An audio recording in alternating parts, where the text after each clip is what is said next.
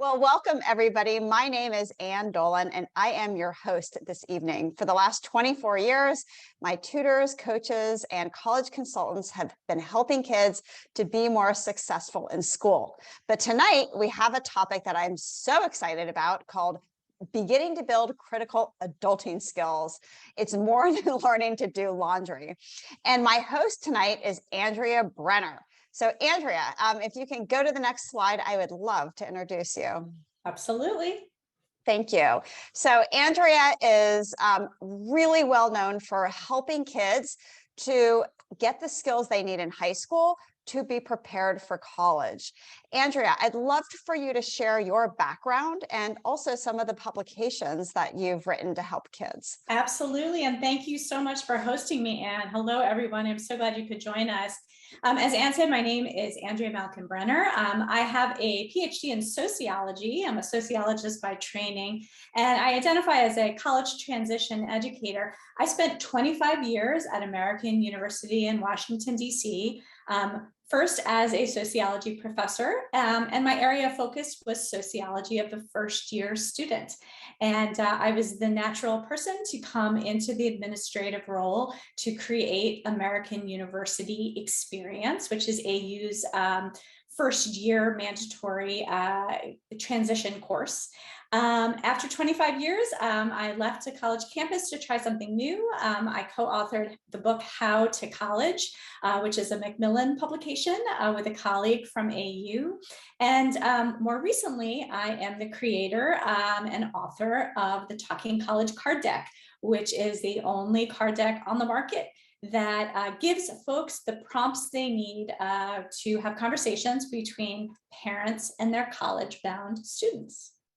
And Andrea, I have to tell you, I love the card decks. They're so helpful. They really get kids talking, especially when kids don't want to talk about the subject of going off to college. Thank you. I appreciate that. The book has been on the market and it's done well, but the feedback I get from parents all the time is, I loved your book, but I can't get my 18-year-old to read a book. And the cards are, there's something that's tactile, they're thematic, and so you can sort of discuss money and budgeting one night at dinner or in a car ride. You can talk about health and safety. So they have been really helpful to families and we're getting great feedback. So thank you so much. And at the end of the presentation, we're going to be giving you a promo code for everyone who attends tonight or watches the recording. And there is a $2 coupon off a card deck if you're interested in purchasing one. So I think I'm going to jump in. Is that okay, Ann? Absolutely. Okay, fantastic. So the way I sort of do my educating of both parents and students is that I work backwards. A lot of college transition educators talk about the high school experience, and then they talk about transitioning from high school to college, which chronologically makes sense. But I do it a little differently. I work backwards. I focus on where college students fail to thrive on college campuses. And again, I want to stress, I'm not saying where they fail. I'm saying where they fail to thrive. And then I educate families on those needed skills. So I sort of start at the end and move back to the beginning. And this is applicable for middle school, for high school. A lot of the material I'm going to cover tonight, it's never too early to start. That said, I don't want anybody, any parent who's watching this, who has a middle school or even a ninth grader, to be panicked. You've got lots of time to figure out some of these adulting skills, but I think it's really important that some of these skills can start quite early. So as Ann mentioned earlier, the title of my talk has to do with learning to do laundry. And I would say that learning to do laundry is absolutely not the most challenging part of the transition to college. And I say that in a joking way, but also, I think there is a lot of material out there, some wonderful stuff online, especially for, collegiate parent and grown and flown. There's some fabulous data that's out there, lots of resources for parents. But when you look at a list of things that high school students need to learn upon graduation, doing laundry is usually the first. And although that's obviously a needed skill, there are far more important and more challenging skills. And we're going to talk about some of those tonight. So first, let's talk a little bit about perspective taking. And perspective taking, I love to talk to high school students and high school parents about perspective taking because they have very different experiences in this transition process. Absolutely, the high school student is transitioning to college, but the high school parent is also transitioning to being a college parent.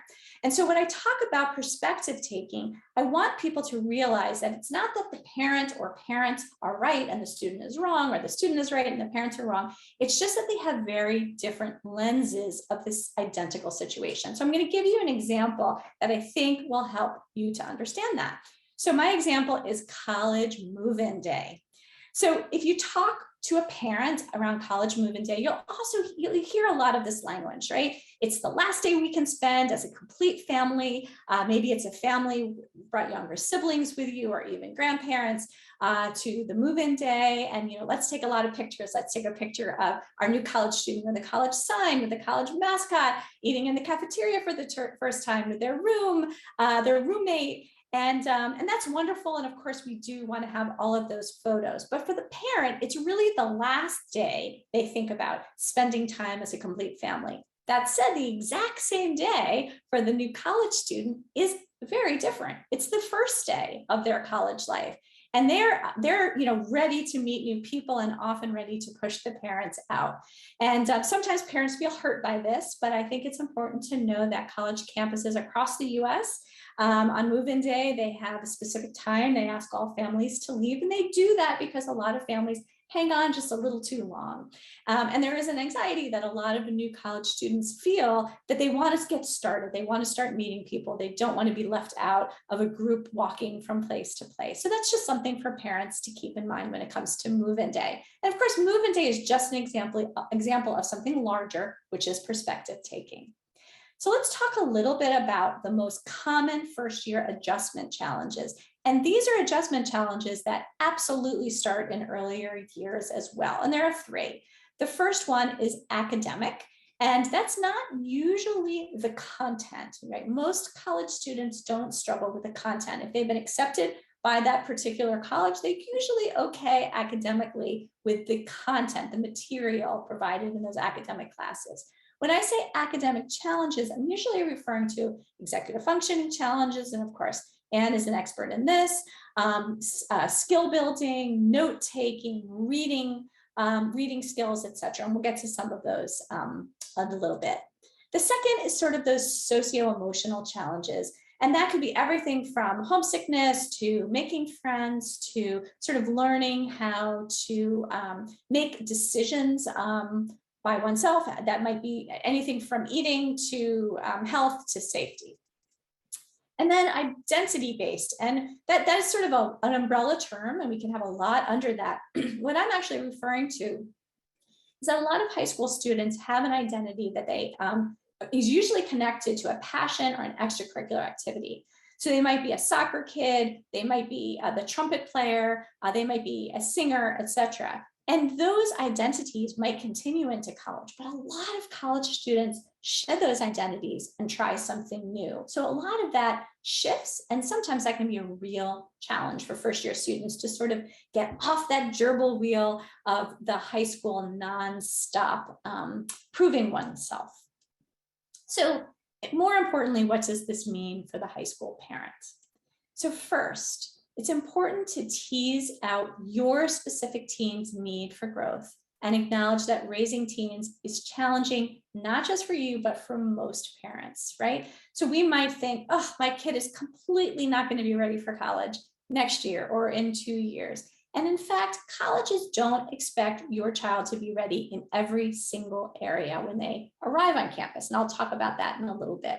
It's really important to tease out your specific teen's needs, and they might be in the socio-emotional health piece. They might be in sort of study skills, the academic piece.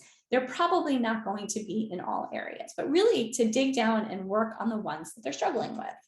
Number two, what does this mean for the high school parent? Remind yourself often that your teen is growing up, and that's not the same as being a grown-up. Those words sound similar, but they're actually quite different.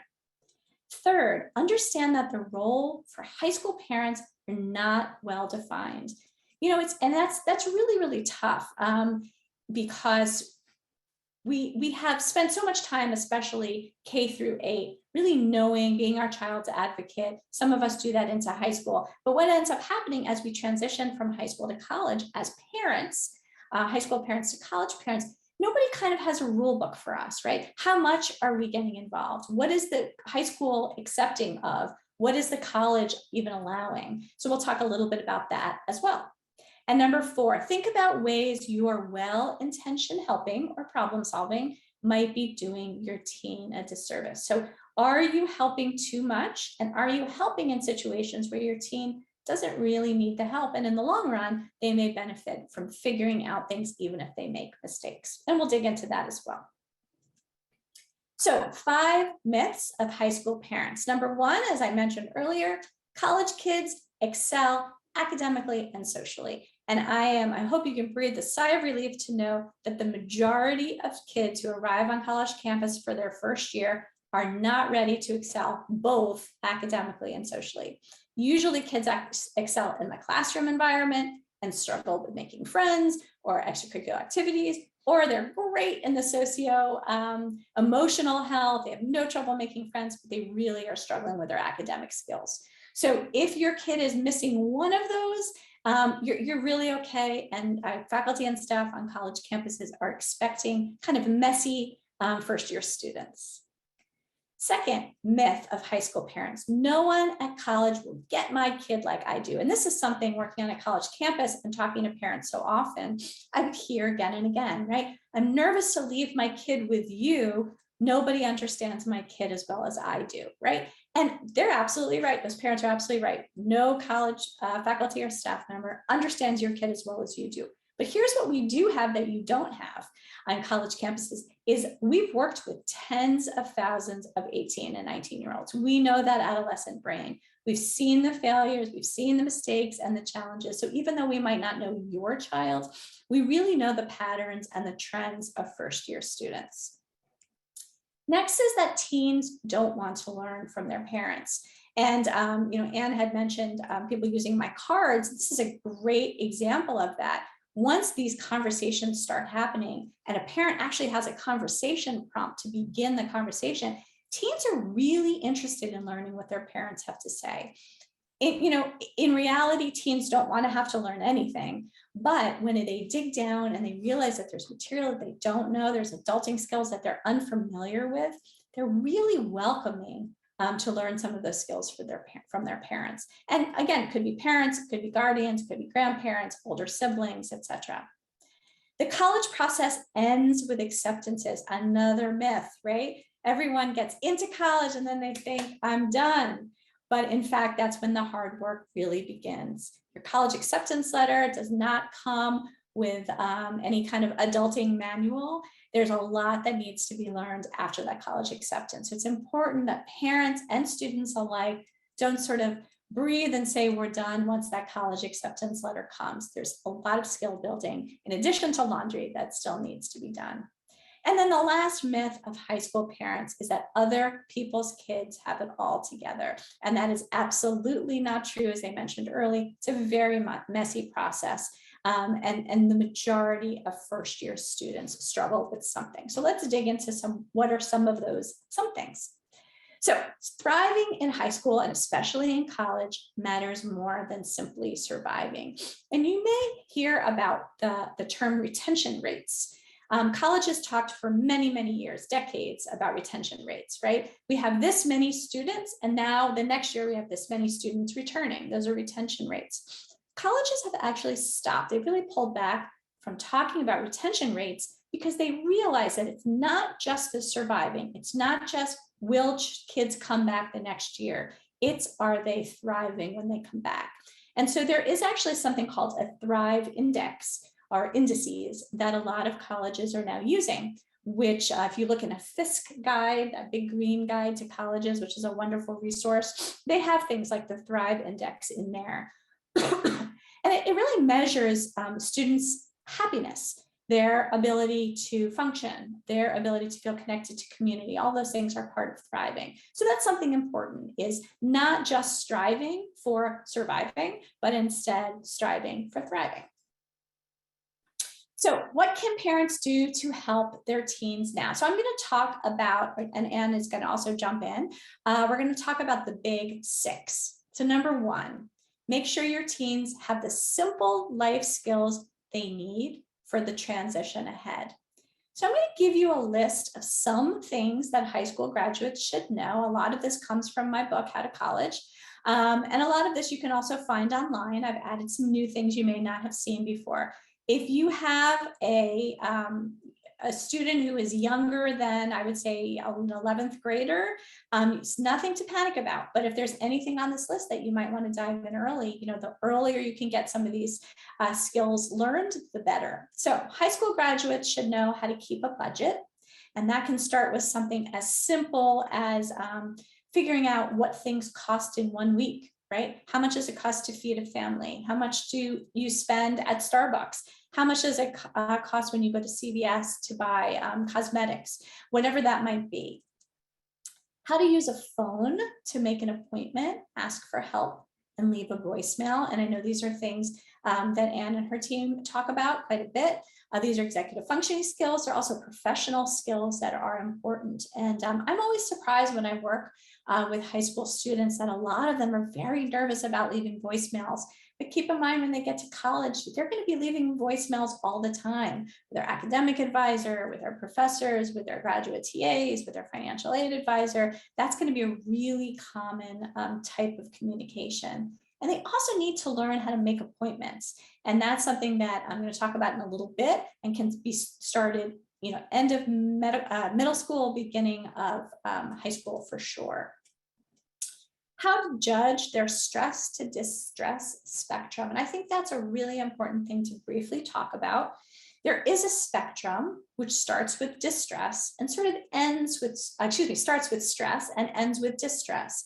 But it's really on the same continuum. And it's important to know that stress is an absolutely normative part of being a college student. The average college student feels some low level of stress all the time. There's a lot of new stuff, especially in the first year, and they're juggling a lot of new things. What happens when that student stress turns into distress, when something that they can't handle on their own and they need professional help?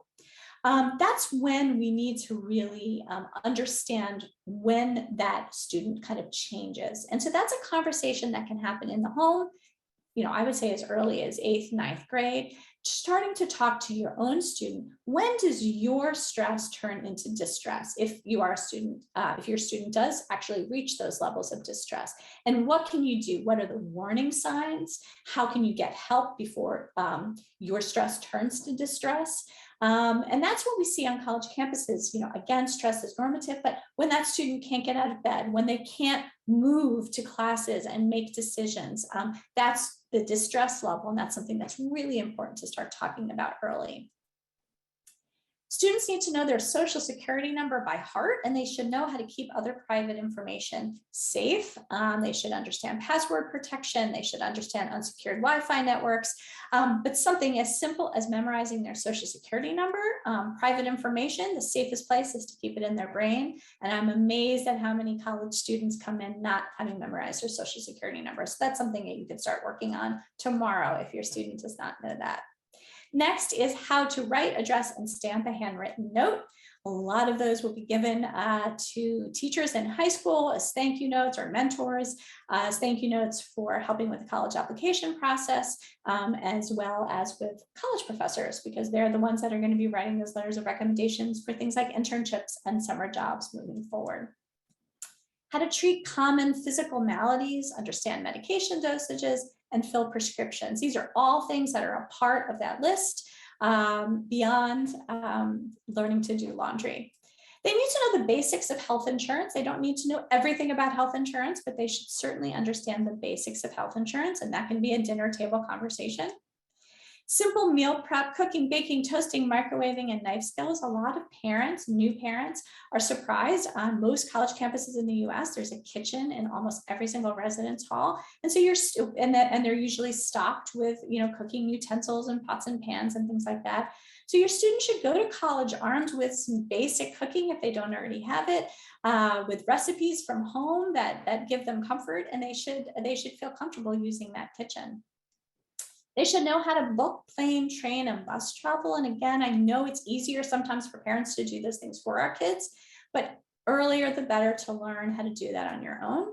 How to follow directions on a map to get anywhere. And a lot of people think, a map, what's that? We don't use maps anymore. But weirdly, at college campuses, and if you've been on college tours, you'd know this, college campuses are the last bastion of hard copy maps. And that's something that students do need, especially on large campuses when they need to find their way around. How to care for and clean their own bodies in personal spaces. If there's someone who is being reminded to take a shower, there's someone who's never cleaned their own room or cleaned in rooms in the home, they're going to be doing that in college. They're going to be cleaning their dorm room with a roommate probably. And so those are skills that they should be learning early. And finally, how to shop for food, compare prices, nutrition levels, understand the shelf life of food, etc. So hopefully that's not too overwhelming a list. They can be taken in bite-sized chunks, but ideally starting before that last summer before college is great. Number 2 of 6, help your teen become more responsible for themselves. And the goal is to have far less nagging from parents and guardians by setting what I call milestone markers. So let's talk about some of these administrative tasks. And these are some important milestones for, again, high school graduates, but they can certainly be begun earlier.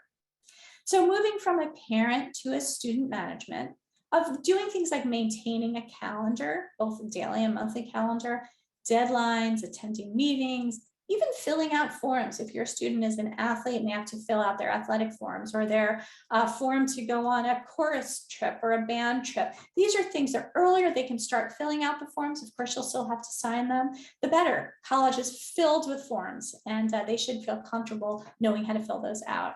Sending emails, professional emails, learning how to do that, really important. And things like packing lunch. I hear a lot, well, I know my kid knows how to pack lunch, but you know what? They're so busy, I just do it for them. And really, I would argue that by junior year of high school, students should be doing things like that on their own. Of course, also important milestone markers are learning that the nuances of administrative responsibility and planning ahead takes multiple steps, multiple reminders, right? And the question I get often from parents is, how many reminders until I let them fail? And that's a family question that's got to be discussed and decided in your family. But if you're the parent who realizes that your kid has left their soccer jersey at home or the paper in the printer and it's due, are you the parent that runs that stuff over to school, or are you the parent that lets your student deal with the consequences of having a late paper or an angry coach? And so, again, you need to think about how your child will handle this, but realize that the more you can do and let your child fail even in small, manageable ways, not big failing, but little tiny failures or little tiny bumps in the road will really help them grow in the long run. Ann, you want to talk a little bit about executive functioning here? Sure. As Andrea mentioned, the skills like managing your calendar and planning ahead, studying effectively, they all fall under the realm of this cognitive capability called executive function. And in fact, the ability to plan ahead and see consequences is one of the latest brain functions that come online. So we see kids struggle with this often when they're younger, and it kind of comes together for them late in high school. But it's something that we work on a lot with kids. We call this skill calendaring, where we teach kids to put their due dates into a calendar and then break out those larger projects into smaller chunks. And instead of creating a list of, here are all the things I have to do, which is helpful to kids, but ultimately they do better when that is put into a calendar, is a skill they can be learning in middle and high school to take with them in college. So calendaring is something we teach kids within the realm of executive function coaching, hacks for getting started. I think you touched on this, Andrea, in college. In high school, everything's super segmented, but in college, they have these really broad swaths of time with nothing planned. And so how do you make yourself get started on something when you don't want to do it? And then lastly, how do you prepare yourself by breaking things down and then also making practice tests for yourself? Those are the two top study habits to be successful. So we help kids with executive function coaching, but sometimes kids need, for example, a math tutor, and we want to teach them those executive function skills of studying and planning ahead just within math. So executive function it's like amazing that it can be woven into lots of different things when kids are in middle and high school to prepare them for college. And if you feel like this is something, you don't want to teach this to your child, or it feels like there could be tension, we're happy to help your student, and you can scan this QR code here and it will take you to a consultation page where we're happy to talk to you about your student and whether or not we might be a match. Or you can go to our website at ectutoring.com and then click executive function coaching. All right, Andrea, back to you. Great, thank you. So we're on our list of 6. We've gotten through the first 2. So number 3, normalize mistakes and help your teen to safely learn from them. So I'm going to give you a list of the most common first-year college student mistakes. Of course, these may show up well before college. If you're a high school parent, you may very well have seen these already. And this list actually is pretty much every student will see most of these in their first year of college in some way. So number 1, they will probably lose something important. That might be a student ID, it might be a wallet, it might be a winter coat, but they probably will. And again, it's not trying to avoid every mistake. It's figuring out how your child will handle the mistakes after they've been made. Having technology failures is another big one, right? I couldn't get my printer to work. I couldn't use the grade portal on the college campus. I had trouble with finding my syllabus online. The good news is that the majority of college campuses in the US have 24/7 IT support for all enrolled students. And so your student has absolutely no excuse, even if their laptop breaks.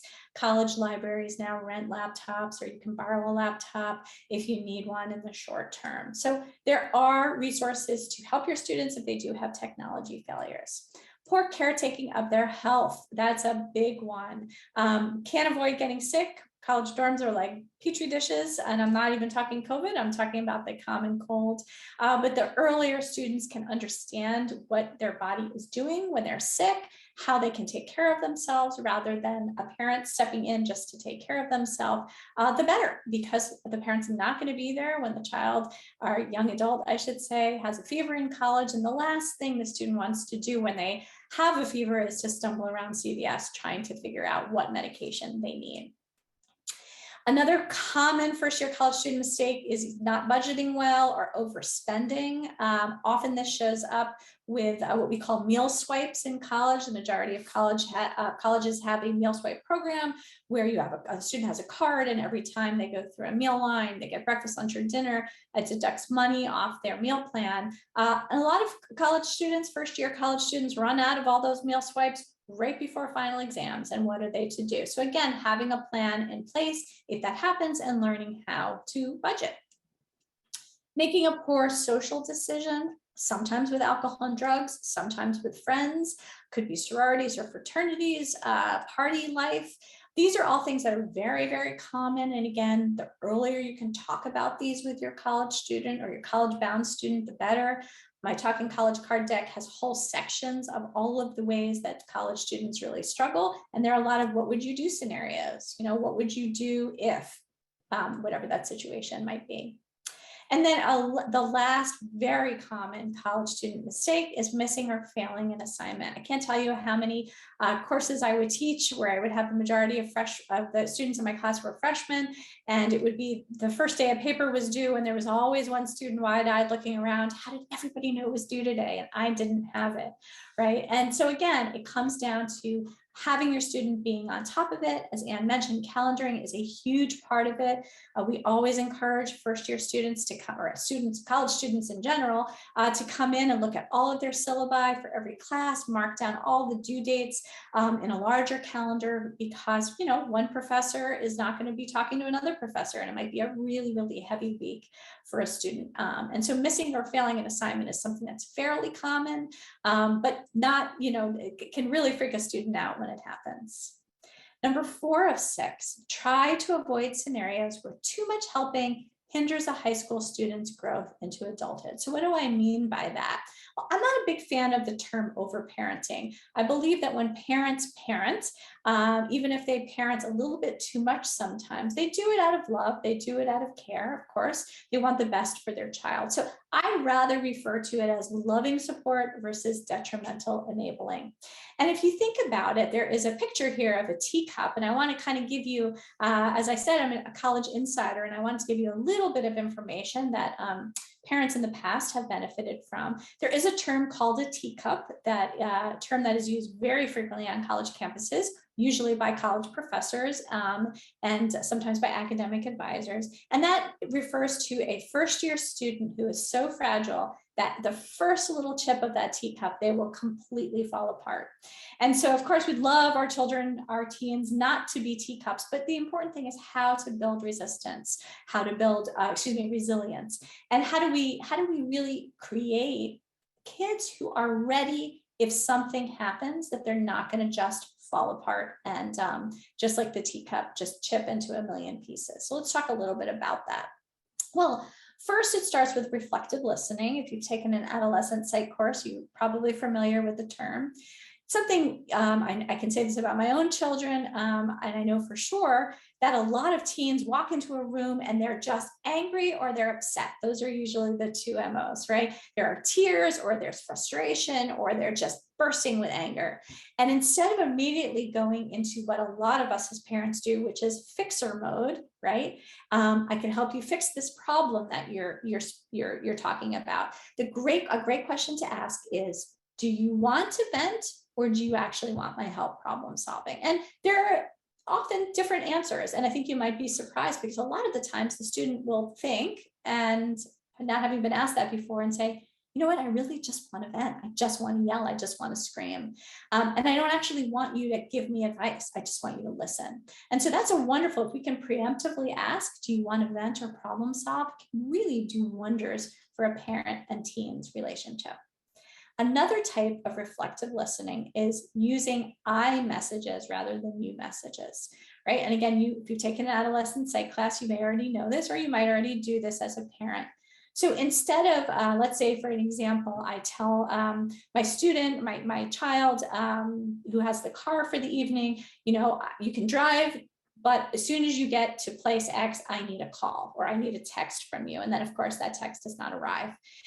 Do you turn to your child and call or text, you promised to do this, you said you were going to do that? And what happens when we use that language, that you language, is that our child gets completely defensive, right? Because they have to have an answer.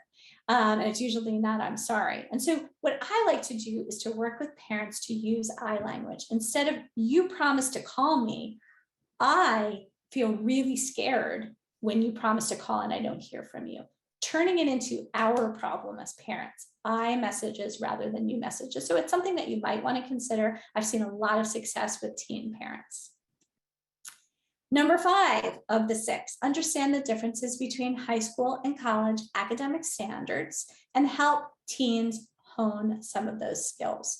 So this is a page from my book, How to College. So a lot of text on a slide, I know that, but I think it's important to share. These are 3 academic standard areas: time management, professionalism and personal responsibility, and preparation for class. And those are probably the 3 areas that have the greatest differences between high school and college. Ann mentioned the first one already. The difference between high school and college has a lot to do with time. So in high school, for most students in most schools, school begins and ends at approximately the same time each weekday. And high school students are in about 35 hours of class per week in up to 7 different subject areas. Understandably, our high school students are absolutely exhausted. And think about students that work after for money outside of those hours. In college, it's very different. Classes might most likely meet only 1 to 3 times per week, and the schedule will vary daily. So you may have one day, as Ann mentioned, that is completely empty and free of classes, and then the next day you might have classes till 10 o'clock at night. So they are going to go from a high school student of 35 hours per week of class to approximately 12 to 15 hours a week of classroom hours in college. And they're going to not be changing their brains quite as many times, 6 or 7 subject areas in high school, and really only 4 or 5 in the majority of college semesters. So what do you do with all that free time, right? Well, there's lots of different ways to waste it. It's Netflix and napping for sure, but also it's an opportunity for college students, if they are organized, as Ann mentioned. They can really start papers early. Of course, they're doing a lot more reading in college than they did in high school. They might be assigned an entire book in a week, but they have to be self-starters. They have to know how to fill that time in a useful way. The next category is professionalism and personal responsibility, where in high school, it is not only legal, but it is accepted for parents to contact teachers or the school, even the principal or the college counselor, the high school college counselor, I should say. But in college, students are responsible for all of their contact. There is no phone call from a college parent to a professor or an academic advisor. They would be immediately told, that our contract is with the student and we don't reveal that information to parents. In high school, teachers often send reminders of work due, and I think my son would not actually have survived high school had those emails not come quickly and furiously, which is, don't forget you have a chemistry test on Thursday, here's the study page for, your English, whatever. And that doesn't happen in college. Student is responsible for all of those deadlines, for all of the work due. And as I mentioned earlier, that wide-eyed student who didn't know something was due, really calendaring well and knowing what's coming up is important, because there aren't going to be a lot of reminders from college professors like there were from high school teachers. In high school, there are many assignments throughout a marking period to assess progress and grades, and that's both private and public school. If you, as a parent like me, and again, my son is a great example, he would say, I did lousy on this quiz, but don't worry, Mom, I've got 6 more grades this marking period. And it's very different in college. The students have fewer grades, so the grades are weighted much heavier, and feedback is less frequent. You really need to attend office hours to meet with your professors or your TAs to actually get some of that feedback. So you might have a first-year class where there are only 2 grades, and you're coming out of a high school class where there may have been 16 grades in one class in one marking period. So that's quite a difference. And then finally, preparation for class. In high school, teachers will often explain readings and relevant concepts in class. So if a student is trying to do their environmental science reading and it's confusing, they can actually, in high school, they can say, you know what, it's okay because I know it'll be explained in class tomorrow. And they're actually right. College, it's different. In college, the student is expected to understand everything that was assigned. If they do not understand it, they are expected to use their resources to get help. Maybe that's contacting a graduate TA or a peer or writing center or the professor themselves during office hours, because professors will build the next class making the assumption that the student has already learned that material. And that's a very big difference between high school and college. Oops, sorry about that. So one of the things I would love to stress to you is helping your teens to learn and practice writing professional emails and leaving professional voicemails. I mentioned that earlier, and that's a skill that can be started as early as middle school or early high school. These are very common ways. We're not texting with our professors or academic advisors. We are not using texting language in these emails. In my book, I have a template for an email. You can certainly find that online as well.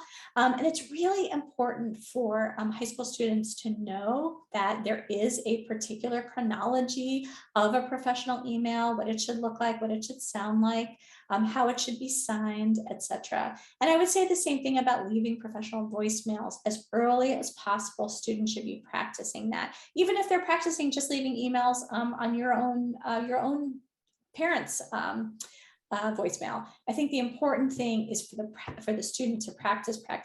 So by the time college rolls around, they have a little bit more comfort with it. Academic readiness, some important milestones.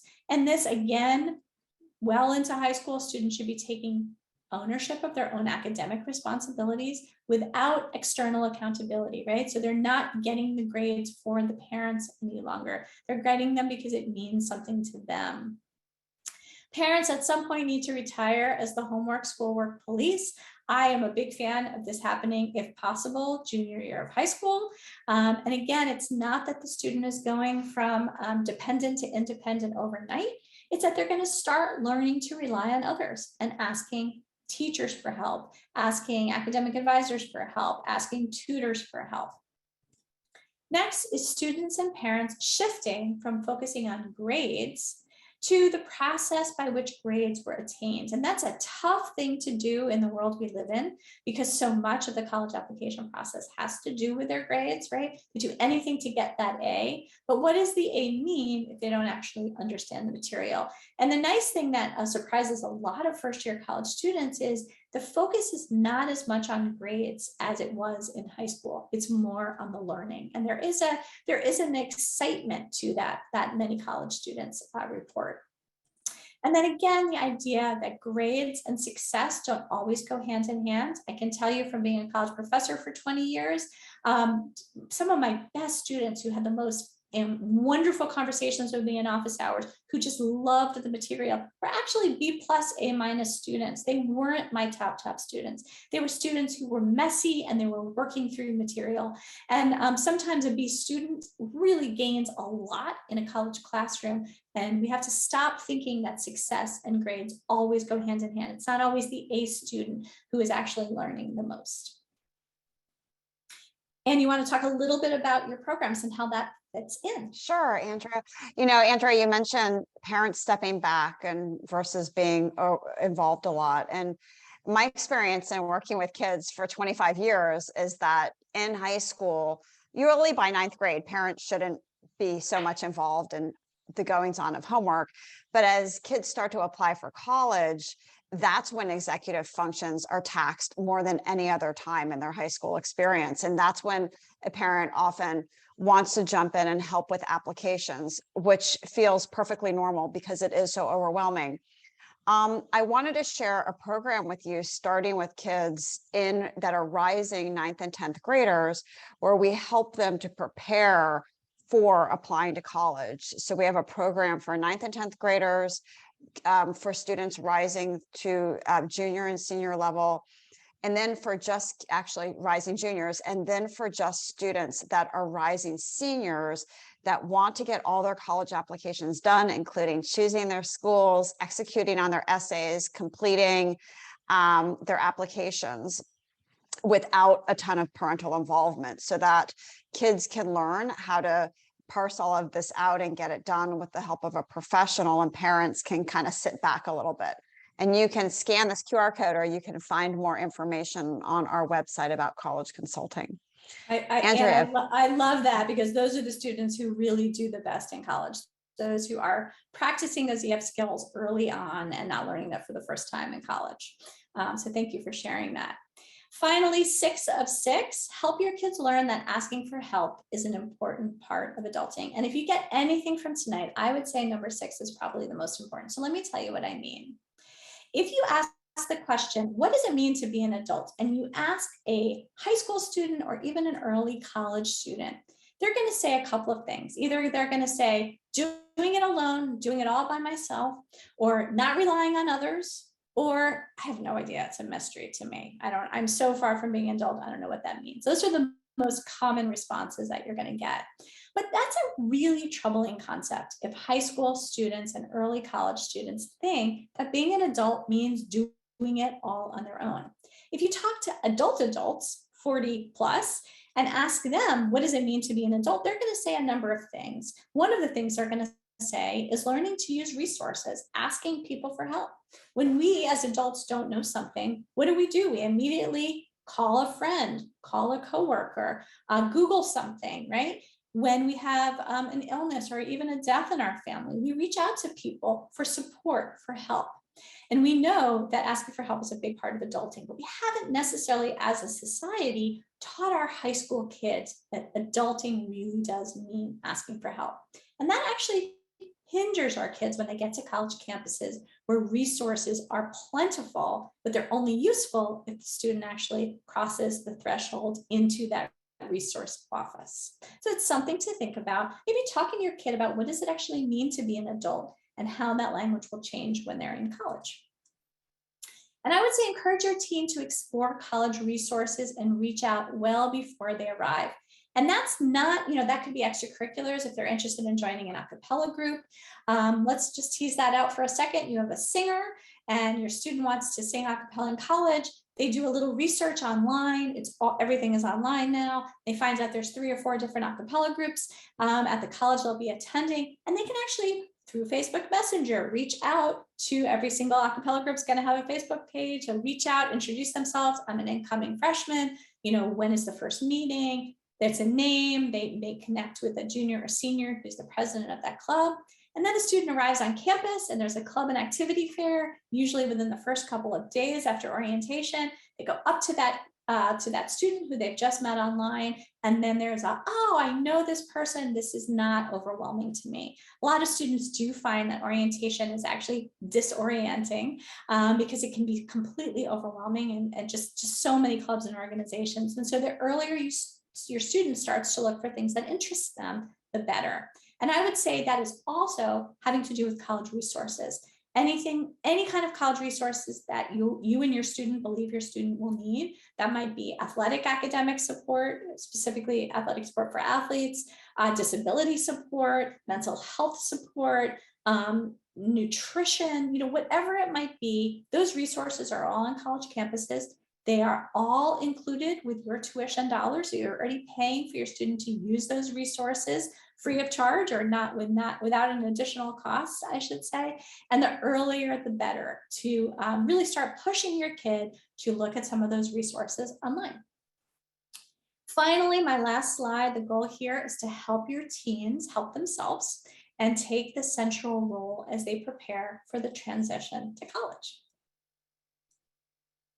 Awesome, Andrea. Thank you so much. I loved that. Thank you, everybody. We're going to go to Q&A in just a second, and we have a survey for you at the end, if you don't mind sticking around for that. But I'm Ann Dolin, founder and president of Educational Connections. I'm so glad you could join us tonight. And if you'd like to reach out, my email is here, ann@ectutoring.com, and our website and our number. And Andrea, I know you have some resources to share with everyone as well. So I would say if you follow me on social media, there are tons of free webinars, relevant articles, special deals on my deck of cards, my books, etc. And of course, you'll get these slides with the presentation. So follow me on social media. We'll get you lots of free stuff. Actually, next week, have a wonderful panel of staff members from Syracuse, American University, and Dartmouth, and they're going to be talking about students getting involved on college campus and what that means. And I do have one, I think I mentioned earlier, this is a picture of my Talking College cards. You can see all the different colors of all the different themes. If you go to my website and use the promo code ECTutor, you'll get a $2 discount on the Talking College cards. They're also for sale on Amazon, but the discount only works through my web store, and that is a better price than you would get on Amazon. So consider buying them for your child. And people always ask me, when can you start using these? And I would say 10th grade is ideal. Awesome. So questions and comments? Yes. Yes, please, parents, if you have a question, please throw it into the chat. Andrea, one thing that we see, or that I've experienced, is that, and this is not just in college, but in middle school and high school too, sometimes kids will wait too long to ask for help. And I'm wondering, as a parent, how do you help your child recognize when they need help earlier on than waiting for their back against the wall and like, oh my gosh, I'm really in a situation? I think that's a really great question. And, I mentioned sort of that stress, distress spectrum. And I think there's an academic spectrum too, right? So you can be understanding the material, but your grades are starting to go down. waiting until you fail your first test is not ideal, right? Going and making an appointment with a teacher, going in during lunch or before school or after school, however your school works, and saying, I'm just starting to struggle a little bit and I want to catch myself before I fail. So I think the earlier we can teach our kids to recognize signs of stress, distress with their own mental health, but also with their academics, the earlier the better. I love that. Just giving that language to kids, because sometimes they'll say, well, I don't know what to say, or I don't really have a problem yet, but they still do have that feeling of I'm starting to struggle. Right. So I love that language. Thank you for that. Sure. Awesome. So let's see if we have any questions in the chat. Oh, good, Jennifer. I'm glad that you thought this was helpful. And Daniela asked, how do you modify some of this for kids with ADHD who are non-traditional learners and have poor executive functions beyond what other high schoolers have? Did you want to take that, Ann, or? Sure, I can talk about that, and feel free, Andrea, to jump in. I think, one of the themes you may have heard tonight is encouraging kids to reach out for help and starting early.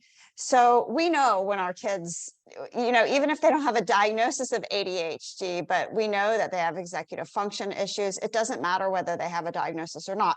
When we see that they're struggling, even in elementary school, it's the optimal time when we want to encourage them to reach out for help. One of the things that we do frequently is, and Andrea alluded to it too, is we also have a template for teaching kids how to send their teachers an email. And what we've found is initially kids are super resistant to say, I don't understand this, or I'm not quite sure how to do this, or I've heard conflicting things on the homework portal versus what somebody told me. And they haven't really composed a professional email before. So we help them compose the email, send it off to their teacher. And once they get, or even twice, they get positive feedback, then they're like, oh, that wasn't so bad. I can do that again. And they're more willing to reach out for help. So for a kid with ADHD, and ADHD kids especially, they don't want to reach out for help because they don't always realize when they're in trouble. They don't learn from experiences like other kids. It's vital to be involved and to really help them make inroads with their teachers early on. All right, Kelly, she asked, my son cannot get his work completed and turned in on time. I'm at my wit's end trying to help him to engage. I'm very concerned that he is not ready for college. He's a rising senior. I can't decide whether or not to send him off to college or keep him home for a year. Is it better to let them falter in college or wait for their brains to mature and develop these executive functions?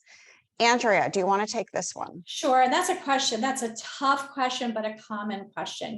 Should we do a gap year?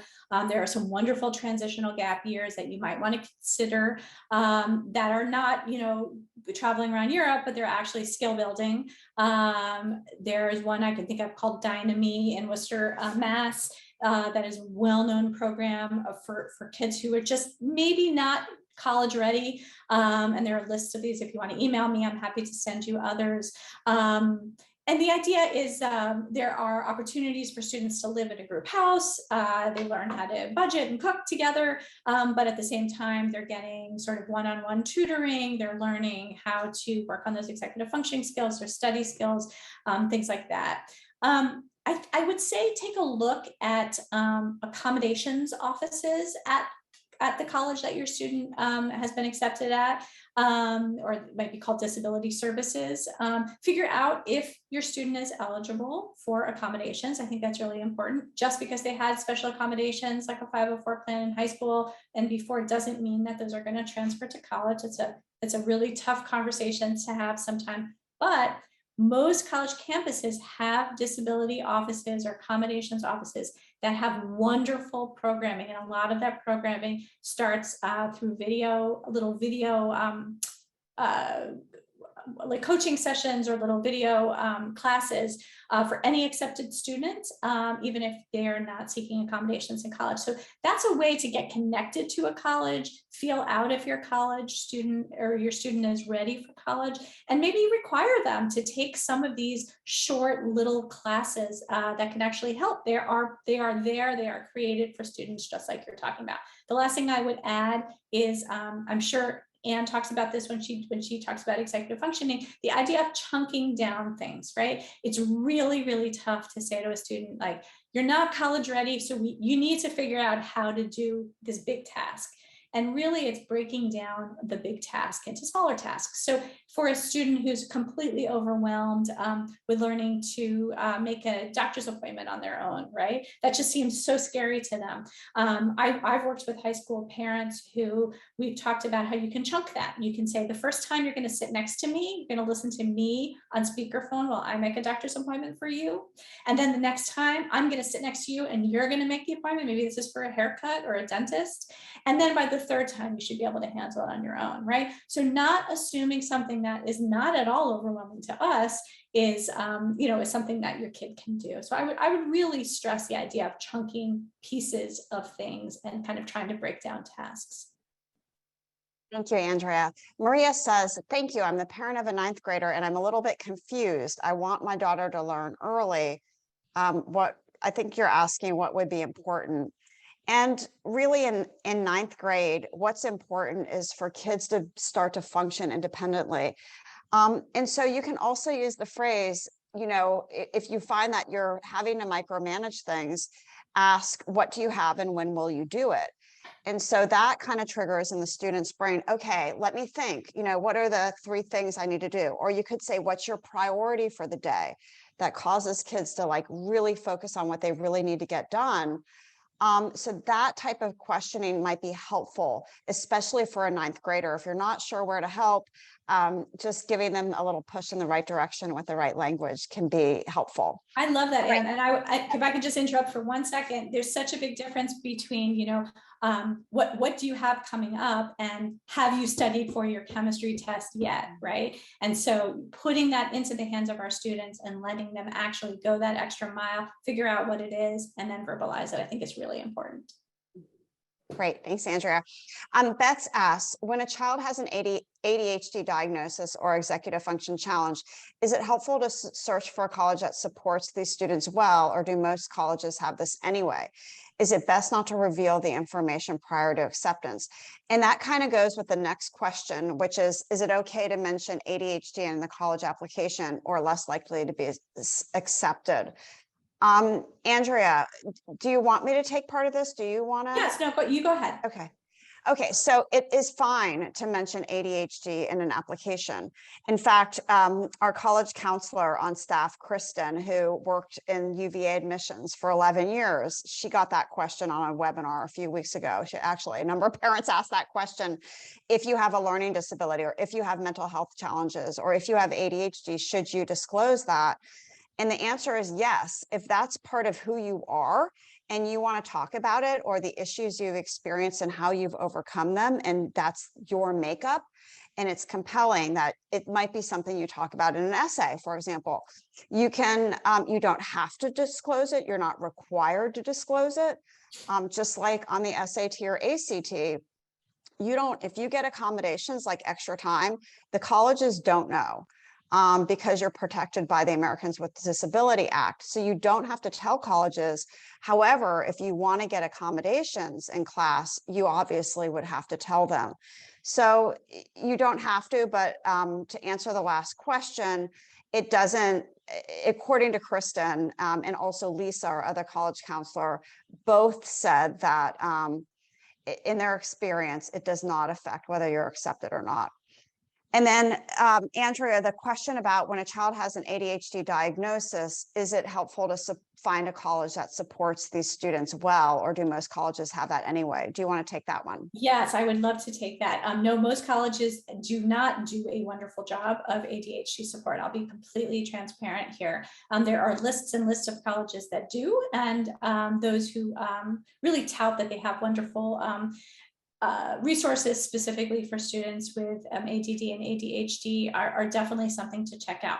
That being said, I really believe that the unsung heroes of the college campus are the Learning Disabilities Office staff, and you can right away, if your child is looking at different schools, you can start researching. That should be a big part of this selection process, seeing what resources they have, having your student, not you as a parent, but your student call up, talking to a disability counselor, saying, you know, I'm coming in, this is a very safe person to disclose to, I'm coming in, I have, or I'm considering your college, I have ADHD, what kind of resources are available on the college campus? Sometimes they're hidden places, they're not always through disability support. I've worked with many college campuses that have wonderful librarian staff that are trained to work with students with ADHD on papers and group projects. So they might be not as obvious. And I would say the best place to start is online, taking a look, and then actually having your student make a phone call and talking to a human in the Disability Services Office. They're some of the nicest staff on college campuses, and they are regularly speaking to college students about their struggles. Awesome. Great. Let's see, we have one more question and then we're going to wrap up. It's from Bryn. Do you have any school recommendations for a bright, oh, I guess this is a specific school, a college. So I know that we probably won't have too much information on that, but we can give general information for a student with Asperger's syndrome. Or on the autism spectrum, I'm sorry. He's a rising 12th grader who struggles a lot with executive function skills and shuts down when he's overwhelmed. Any benefits to staying home and attending near Nova or finding another school? We're concerned that he might get too comfortable at home and then not want to go off to college. So what do you think, Andrea? I would say that, you know, I'm not a college counselor. College counselors will absolutely have lists for you. There are also wonderful lists online of schools that have specific programs for students on the spectrum. And I think that's a great place to start, but you absolutely need to go and tour those places and talk to people. And I'm always surprised when a parent comes to me and says, I have a student with specific needs. We toured a campus, but that they don't go and make an appointment in the Disability Studies Office. And I think that's something that you should do. You should insist that that's a part of your tour. So after you take, you know, go to the info session and go to the tour, that's sort of standardized, make sure you have time on campus and do that extra visit, make an appointment. Absolutely, they will see you and you and your student can sit, you can ask questions and you can get a feel if it's the right place and your student will have the support they need.